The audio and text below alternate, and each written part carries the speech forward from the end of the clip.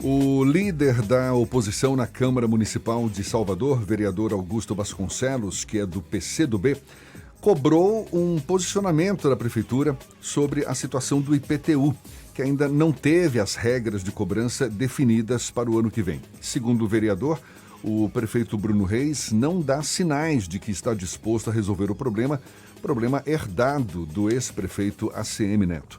O vereador Augusto Vasconcelos, do PCdoB, é nosso convidado, é com ele que a gente conversa agora. Seja bem-vindo. Tudo bom, vereador? Seja bem-vindo. Bom dia. Bom dia, Jefferson. Bom dia, Ernesto, Levi, toda a equipe aqui presente no estúdio. Quem está nos ouvindo, é um prazer falar com vocês novamente sobre esse tema tão importante para a cidade de Salvador, para a economia do nosso município e que tem repercussões também para todo o estado. Como é que está a interlocução dos vereadores de oposição, em especial, com a Prefeitura? Aliás, aproveita para atualizar a gente essa situação, porque o prazo se esgotou agora no dia 30 de setembro, não é? O prazo que a Prefeitura tinha para enviar a matéria para a Câmara, exatamente para discutir o novo critério de cobrança do IPTU para o ano que vem. Essa matéria não foi enviada. O que está valendo? Em que nível está essa discussão, vereador? Jefferson, eu vou tentar ser o mais sintético possível, porque é um assunto um tanto quanto complexo também para explicar, porque envolve várias legislações, mas aqui para o ouvinte entender de maneira didática. Em 2013, o ex-prefeito ACM Neto promoveu uma reforma tributária na cidade que elevou significativamente os valores a serem cobrados do IPTU e da taxa de lixo aqui em nossa cidade. Como ele quis evitar uma reclamação geral da população, ele estabeleceu um sistema de travas para limitar o tamanho do aumento. Imagine que teve imóveis que, se fosse cobrado pelo valor estabelecido na planta genérica de valores, sofreriam acréscimo de IPTU no importe de até 1000% de aumento. Imagine imóveis que teriam 1000% de aumento naquele ano. Então houve estabelecimento de uma trava. O que é esse sistema de travas? É um sistema de descontos, uma isenção parcial na cobrança do tributo, que é válida para os imóveis que tinham habite-se, ou seja, aqueles que estavam construídos até 2013. Os imóveis construídos a partir de 2014 ou que foram entregues a partir de 2014, eles não são beneficiados pelo sistema de travas. De 2014 até 2022, em todos os anos, a Prefeitura enviou um projeto de lei para a Câmara Municipal limitando o percentual de aumento do IPTU. No entanto, este ano não fez a mesma coisa. O prefeito Bruno Reis ignorou as diversas solicitações que nós da bancada de oposição e aqui até vereadores da situação fizeram para que fosse encaminhada até o dia 30, porque dia 30, para respeitar o princípio da anterioridade nonagesimal, que é um princípio previsto no Código Tributário Nacional, que institui que nenhum tributo pode ser cobrado sem ter uma lei com pelo menos 90 dias de antecedência estabelecendo seus critérios. Então, hoje, o que é que está acontecendo em Salvador? Uma insegurança e uma incerteza. Como não há uma lei específica sobre a cobrança do IPTU de 2023, nós estamos agora reféns de uma decisão unilateral do Executivo, que pode simplesmente aplicar o sistema de travas com o aumento de imóveis residenciais de até 35% do seu valor. Terrenos, por exemplo, podem sofrer um impacto de elevação de até 300% de aumento, porque agora você não tem mais o limitador. E para os imóveis novos, quer dizer, os posteriores a 2014, estes já estão sofrendo cobranças astronômicas. Nós temos casos emblemáticos. Eu fui num condomínio ali na Vila Laura, por exemplo, um condomínio que o condomínio chama-se Vila Privilégio. Tem 5 torres. 3 torres tiveram atraso na entrega das obras e, consequentemente, foram entregues em 2014, no início de 2014. E 2 torres foram entregues antes de 2014, foram entregues no final de 2013. Já sei que você vai falar, são imóveis iguais com IPTUs padrões construtivos diferentes. idênticos no mesmo condomínio, pagam valores 7 vezes maiores. Um vizinho paga 1.000, o outro paga 7.000. E, vereador, o que a gente tem pela frente agora, na prática, então, é o quê? A possibilidade de, em 2023, os imóveis terem reajuste fora do que se esperava, pelo menos com base nos critérios que vinham sendo adotados até então. A ausência de uma legislação traz essa incerteza. A prefeitura tem alegado que não vai promover aumento de tributos. Eu fiz um questionamento formal à secretária da Fazenda na sexta-feira, na audiência que teve na Comissão de Finanças da Câmara Municipal. E nesta audiência, inclusive está gravada, está disponível no Facebook da TV Rádio Câmara, ela afirma que não haverá aumento. A questão é, nos últimos anos também houve essa afirmação por parte do Executivo Municipal. E o que vimos foi uma elevação ao longo de todos esses anos nos valores cobrados do IPTU. Inclusive, no ano passado, o valor do IPTU sofreu um aumento de 10% e a taxa de lixo em mais de 50%. Isso tudo em um projeto de lei que tratava de cultura, que era o Procultura.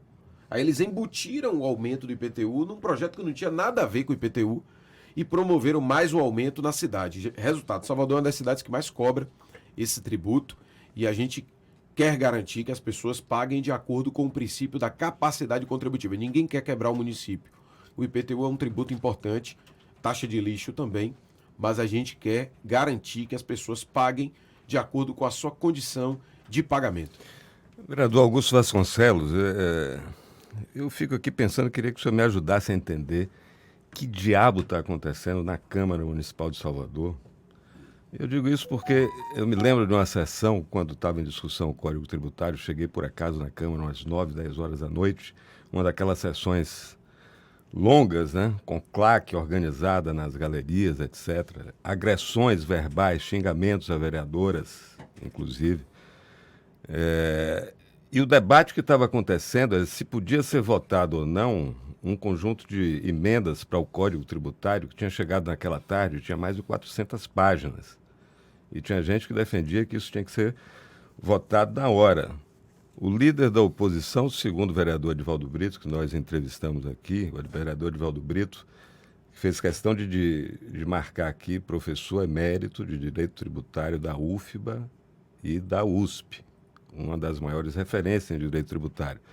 Foi chamado pelo líder do governo de analfabeto em termos de Direito Tributário.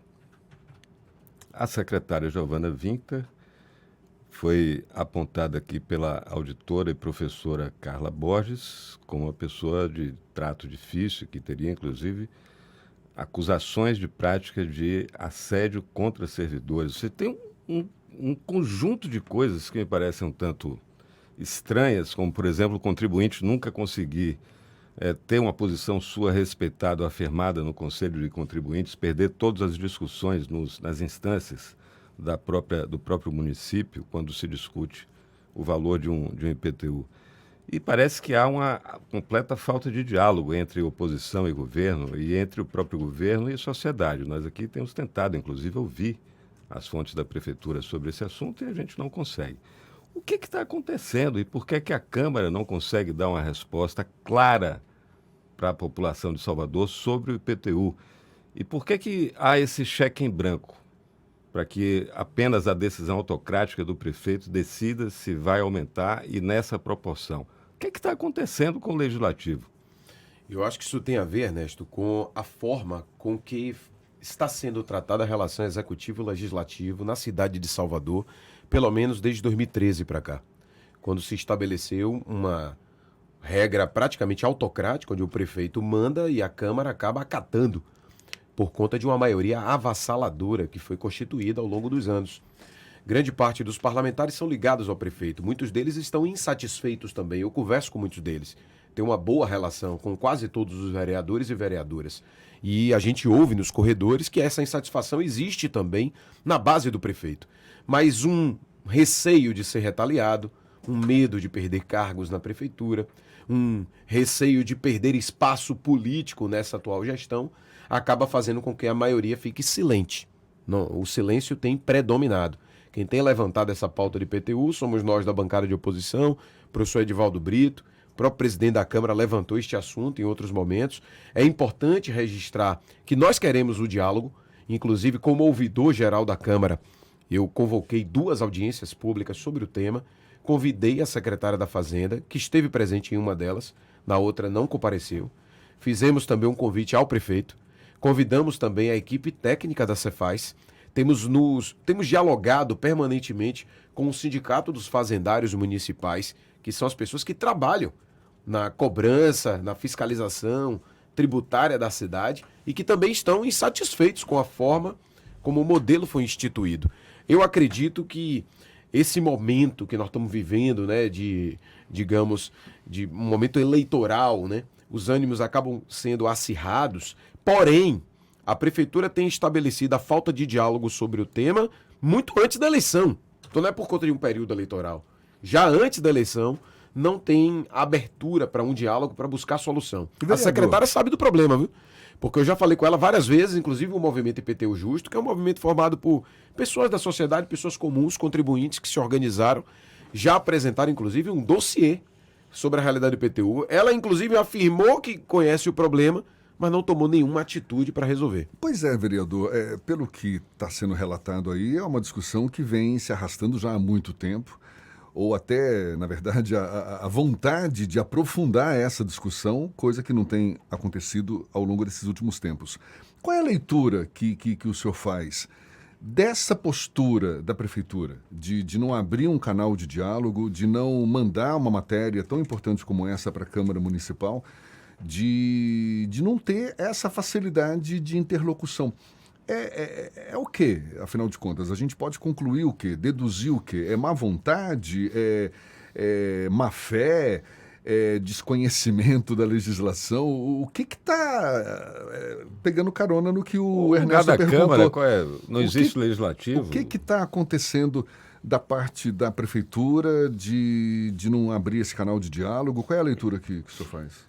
A leitura que eu faço é que o prefeito ACM Neto deixou uma bomba relógio para o atual prefeito Bruno Reis. Se eles fizerem qualquer movimentação que reconheça as injustiças promovidas por essa legislação, eles estarão assinando uma confissão de culpa. Então eles preferem garantir o aumento da arrecadação do que resolver o problema de justiça tributária da cidade. Vale dizer, o secretário de ACM Neto era o Mauro Ricardo, que veio de fora da Bahia. Não há nada contra as pessoas que vêm de fora, são todas bem-vindas e devem contribuir com o nosso Estado.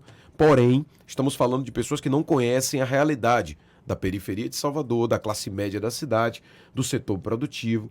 Então cria um distanciamento, também sofre menos pressões, porque quando você mora na cidade, você convive, sabe quem são as pessoas, são seus amigos, são pessoas que você conhece, pessoas que você circula, você cria uma identidade diferente. Então o Mauro Ricardo não tinha nenhuma identidade, então ele fez realmente um processo de extorsão tributária na cidade.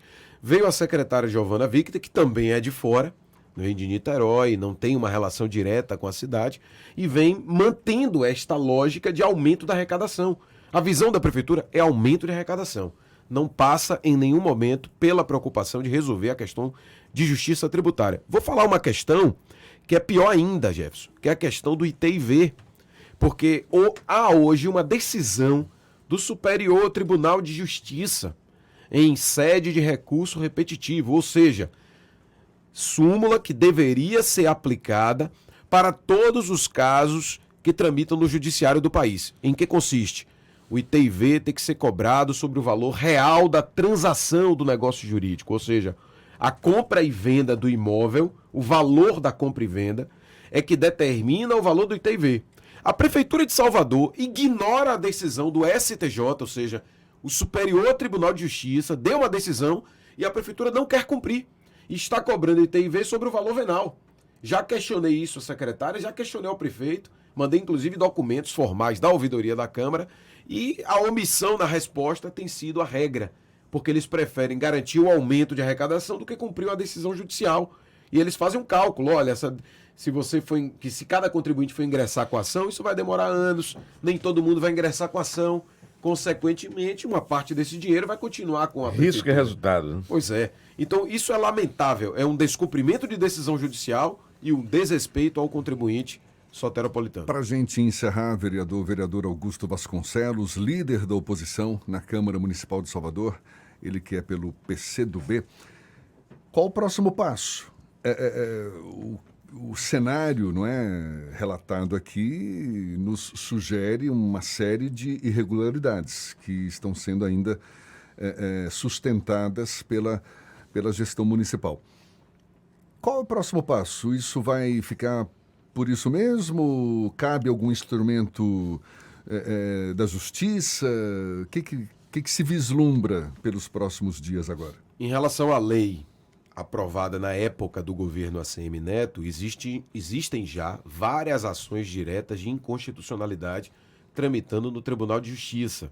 Inclusive, eu fui advogado de uma dessas ações na época, eu não era nem vereador, e tive a oportunidade de acompanhar esse debate no tribunal. Mas também, no ano passado, uma comissão de vereadores foi ao Ministério Público e protocolamos um conjunto de informações para que o Ministério Público apurasse. Então, existe um procedimento aberto no Ministério Público. A Prefeitura, inclusive, já foi chamada para ser ouvida neste procedimento. Nós estamos, assim, fazendo a atuação em 3 frentes. Na frente do Legislativo, né, cobrando, denunciando. Um vereador ele não pode fazer uma proposição de uma alteração da lei, pois seria um vício de inconstitucionalidade. Então, a gente fica de mãos atadas. Não pode sair uma proposta de um vereador, tem que vir do Executivo. Mas nós estamos batalhando na Câmara para denunciar o que está acontecendo. Em paralelo, tem a Justiça, que nós já fizemos, né, esse percurso no Tribunal, e também o próprio Ministério Público. E estamos também, ao lado disso, mobilizando a sociedade. O movimento IPTU Justo, que é um movimento legítimo, construído por pessoas independentes, pessoas moradores de diversos condomínios da cidade, que se organizaram, estão denunciando. Tem uma página no Instagram chamada IPTU Justo Salvador. Esse movimento tem protagonizado iniciativas importantes, como carreatas, abaixo-assinados, protestos, buzinaços, apitaços na frente da Câmara e da Prefeitura, e a gente tem acompanhado essa mobilização porque sem a sociedade se movimentar vai se tornar muito mais difícil. A omissão não nos cabe nesse momento, porque não é uma questão de quem não quer pagar IPTU, todo mundo quer pagar IPTU, mas desde que seja respeitado o princípio da capacidade contributiva e a justiça tributária que está prevista na Constituição Federal. Vereador Augusto Vasconcelos, do PCdoB, líder da oposição na Câmara Municipal de Salvador, muito obrigado. Sempre um prazer tê-lo aqui conosco. Seja sempre bem-vindo. Até uma próxima, então. Muito obrigado a vocês e parabéns pelo programa. Muito obrigado mais uma vez. Agora são 7h48 na tarde, FM.